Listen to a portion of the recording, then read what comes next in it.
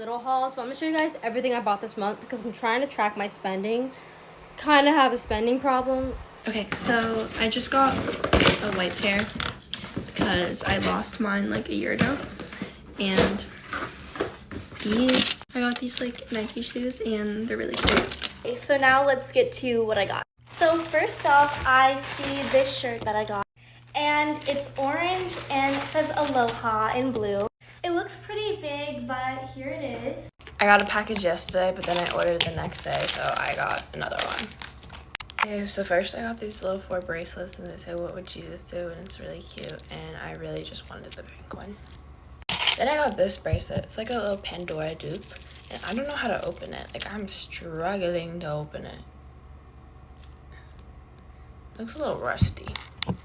Then I got these 2 phone cases. They kind of look like TikTok, honestly, but I just wanted the pink one. And then I got this AirPod case for my brother.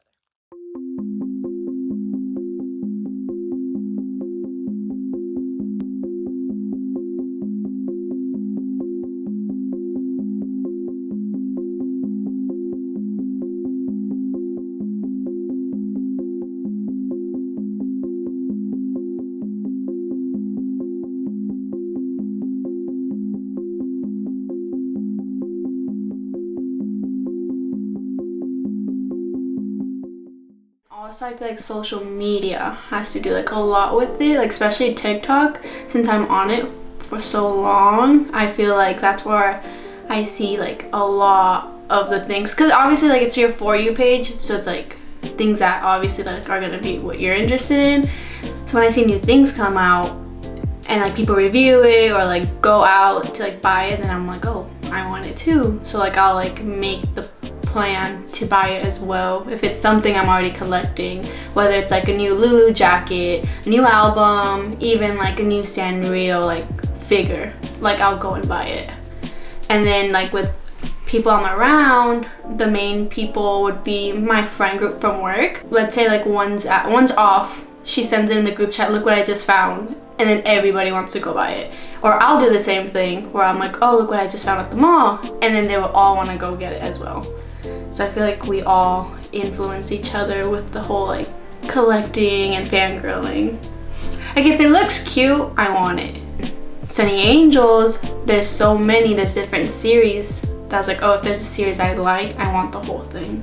I think it's like the thrill of it, of like, since it's a mystery, like the subscription thing is the whole mystery thing, you don't know what you're getting, is what makes it exciting. And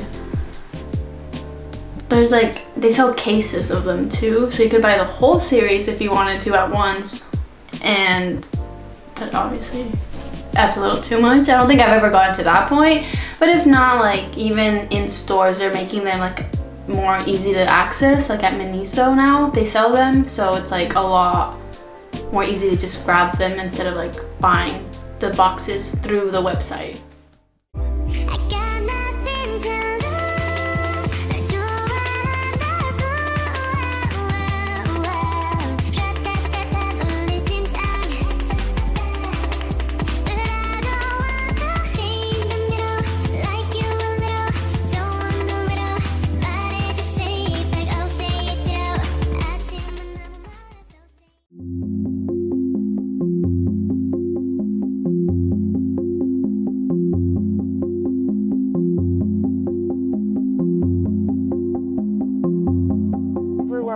Companies are trying to get us to buy something, not because we need it, but because it looks good or it's cheap.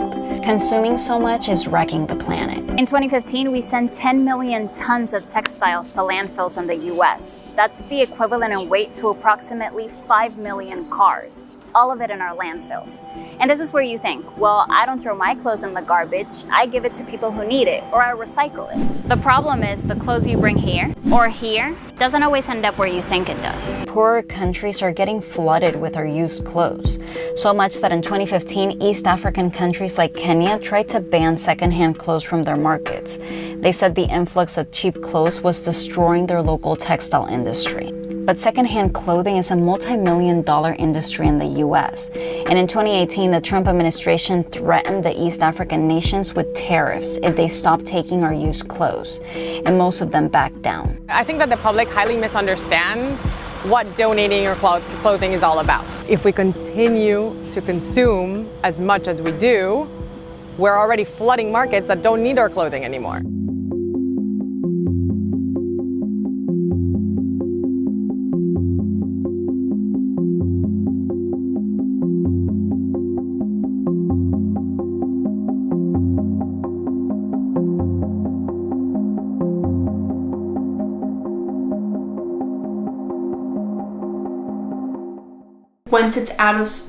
When it's not trendy anymore, if it's not in my or people's interest anymore, I think that is the hard part, especially if you consumed so much of it. You kind of like question like, where are you gonna put it? What are you gonna do with it? So like people I have seen that they donate it, but even then there's like too much of it. So like for me right now, I don't think I have really any, like everything I buy I love. Like I haven't felt the need to like get rid of anything. I kind of just like store it away or display it. I would say my albums are probably what I'm like thinking about, like in the long term, like what am I gonna do with them, because I have so many. I have thought about either I could sell them, donate them, but even throwing them out, I feel like it's so much waste, and I think that's where like in the future it becomes a problem for people trying to get rid of all of that and not knowing what to do with it. People on TikTok are literally losing their minds over a cup. Target just dropped the Valentine's edition of the popular Stanley Cup, and the videos being shared online are concerning to say the least. In the videos, you can see moms and teenagers sprinting down the aisles at Target and clearing out the entire Stanley section within a few seconds. The crowds got so bad that people were allegedly getting injured on their way to buy the cups, to the point where Target had to put a 2-limit purchase per guest. But that didn't stop people from taking advantage of their high demand and reselling them for up to $100 when each one normally costs around $30. And the craziest part is that these Stanley Cups are no different from the regular ones that they've been selling for years. The only difference is that they come in exclusive red and pink colors, resulting in people collecting every single color of Stanley Cup imaginable. Me personally, I haven't felt that like negativity or like the stress or the pressure of having to buy it, just because I am an adult now and I do make my own money, so it's easier for me to just buy it. But when I do see like online when there's high schoolers, even middle schoolers getting bullied for it,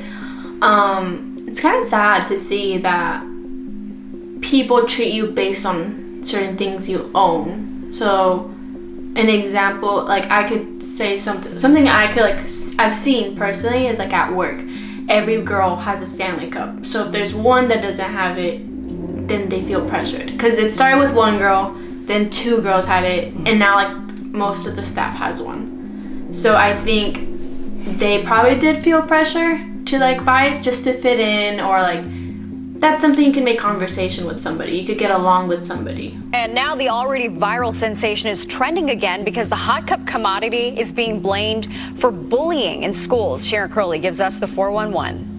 My friend has a Stanley Cup, and she definitely looks down on people that don't have a real one. These teens will tell you Stanley Cups are so popular at school these days, having one has become a status symbol. It means a knockoff just won't do. I've seen like on TikTok a lot of girls making fun of young girls who don't have Stanley Cups or can't afford them. Ohio mom Dana Motika went viral on TikTok, posting how her 9-year-old daughter was bullied for bringing a less expensive look-alike to school. So she gave in and spent about $35 to buy her daughter a real Stanley Cup. I got a Stanley! She says parents, not the kids, are at fault. We have got to teach our kids to not make other kids feel inferior for not having the things that they have. Child psychologist Dr. Nava Silton agrees. I'd say parents, let's really try to focus on kindness, on socio-emotional development, on building up our children in the really important ways and not building them up with these materialistic items.